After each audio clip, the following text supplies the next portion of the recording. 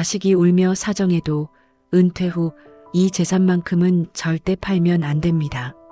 노후 성공의 제1원칙. 안녕하십니까? 100세 인생 이야기입니다. 평생을 허리띠 졸라매고 콩 한쪽도 쪼개가며 악착같이 돈을 모아 마련한 내 집. 비가 새도 바람이 들어도 이 세상에 온전히 내 두 다리를 뻗고 누울 수 있는 이 공간이 있다는 사실만으로도 우리는 든든했습니다. 자식들 키우고 시집 장가 보내고 이제 모든 의무를 마친 은퇴 후 이 집은 단순한 건물이 아니라 나의 지난 세월이 고스란히 담긴 훈장이자 남은 인생을 기댈 수 있는 가장 단단한 언덕처럼 느껴집니다. 그런데 우리의 삶이 언제나 계획대로만 흘러가지는 않습니다. 생각지 못했던 병원비가 목돈으로 필요해지거나 잘 살 줄 알았던 자식이 사업에 실패하여 눈물로 도움을 청해오는 경우가 생깁니다. 당장 현금은 부족한데 목돈을 마련할 길은 막막할 때 우리 눈에 가장 먼저 들어오는 것이 바로 이 집입니다. 평생을 바쳐 일군 재산 목록 1호. 이것만 처분하면 당장의 급한 불은 끌 수 있을 것 같다는 생각에 부동산에 집을 내놓는 것을 심각하게 고민하게 됩니다. 하지만 오늘 저는 시청자 여러분께 감히 단언컨대 말씀드리고 싶습니다. 그 어떤 상황이 닥쳐오더라도 당신이 지금 살고 있는 그 집만큼은 당신의 노후를 지킬 최후의 보루이자 절대 팔아서는 안 될 재산 1순위라는 것을 말입니다. 당장의 현금 몇 푼과 이 집을 맞바꾸는 순간 당신은 돈으로 환산할 수 없는 훨씬 더 크고 중요한 세 가지를 한꺼번에 잃어버리게 됩니다.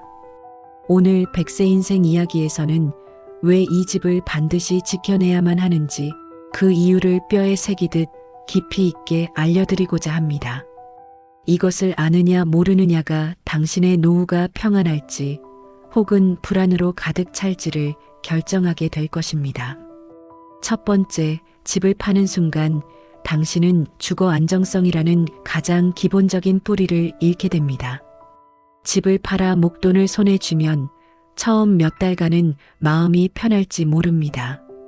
하지만 그 돈으로 월세나 전셋집을 구해 이사하는 순간 우리는 내 집의 주인에서 남의 집에 새 들어 사는 세입자로 신분이 바뀝니다. 그리고 그때부터 이전에는 겪어보지 못했던 새로운 종류의 불안이 매일 밤 우리를 찾아오기 시작합니다. 가장 무서운 것은 바로 주거 비용의 지속적인 상승입니다. 내 집에서 살 때는 매년 약간의 재산세만 내면 그만이었지만 세입자가 되는 순간부터 매달 꼬박꼬박 수백만 원의 월세가 통장에서 빠져나갑니다.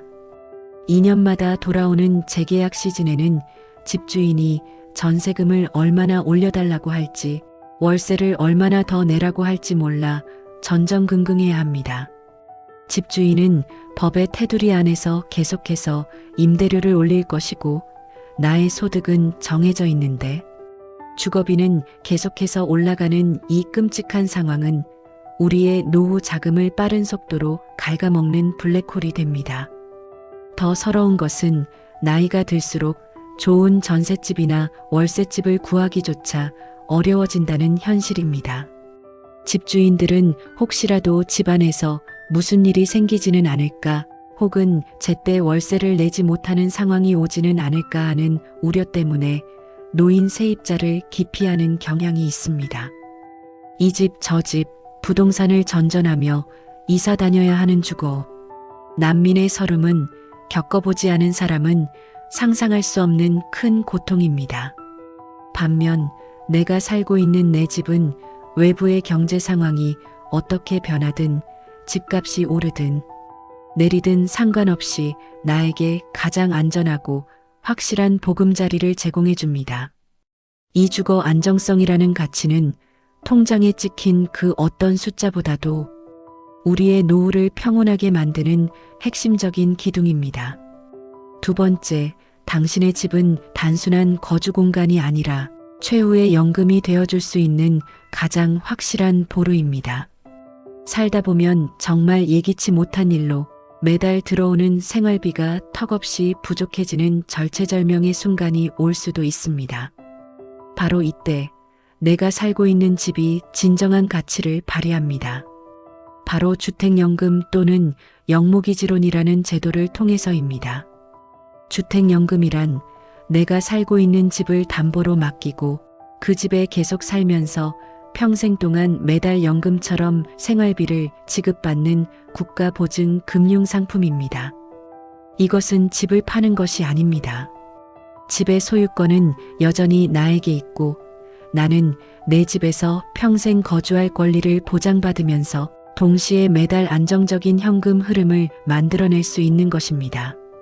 부부 중 한 명이 먼저 세상을 떠나더라도 남은 배우자에게 연금액이 100% 동일하게 지급되어 노년의 생활을 지켜줍니다. 그리고 훗날 부부가 모두 사망하고 나면 그때 가서 국가가 그 집을 처분하여 그동안 지급했던 연금을 정산하는 방식입니다. 한번 상상해 보십시오.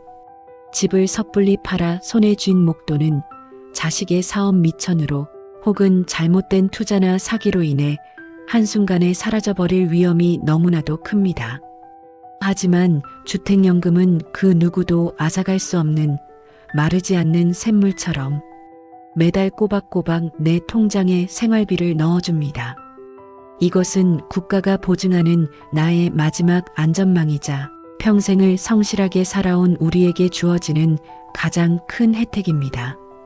그런데 만약 우리가 이 집을 미리 팔아버렸다면 어떻게 될까요?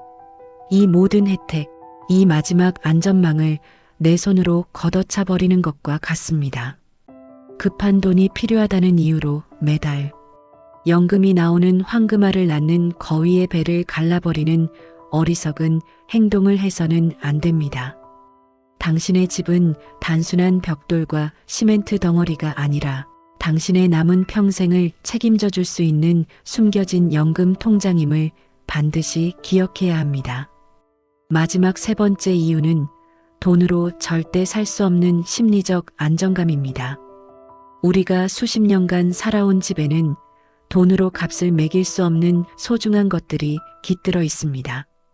아이들의 키를 재며 그어놓았던 문설주의 희미한 연필, 자국 온 가족이 모여 앉아 웃음꽃을 피웠던 낡은 소파, 내가 직접 땀 흘려 가꾼 마당의 작은 텃밭.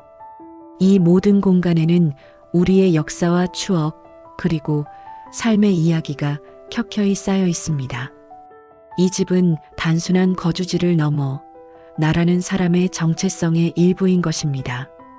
또한 우리는 집을 중심으로 수십 년간 맺어온 이웃과의 관계, 단골 가게, 자주 가던 동네 병원 등 사회적 관계망 속에서 살아갑니다.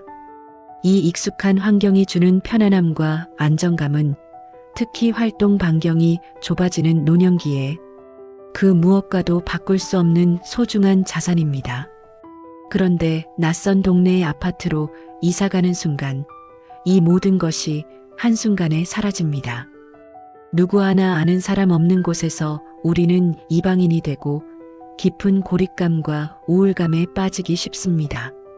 내 동네, 내 집이라는 소속감이 주는 이 강력한 심리적 안정감은 우리의 정신 건강을 지키고 삶의 질을 높이는 가장 중요한 요소입니다. 당장의 현금 때문에 이 모든 것을 포기하는 것은 내 삶의 뿌리를 스스로 뽑아버리는 것과 같습니다. 오늘 우리는 은퇴 후 절대로 팔지 말아야 할 재산 1순위가 바로 지금 살고 있는 집이라는 사실에 대해 이야기 나누었습니다. 그 이유는 첫째, 비교할 수 없는 주거 안정성을 제공하고 둘째, 최후의 순간에 주택연금이라는 안전망이 되어주며 셋째, 돈으로 살 수 없는 심리적 안정감을 주기 때문입니다. 혹시 지금 목돈이 필요해서 집을 팔아야 하나 고민하고 계신 분이 있다면 다시 한번 생각해 보십시오. 주택 외에 가지고 있는 다른 금융 자산이나 수익이 나지 않는 땅이나 투 자산을 먼저 처분하는 것이 현명한 순서입니다.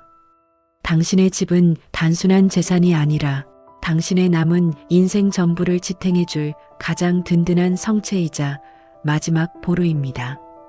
100세 인생 이야기가 여러분의 노후가 가장 안전하고 편안한 보금자리 안에서 평온하시기를 진심으로 응원하겠습니다. 감사합니다.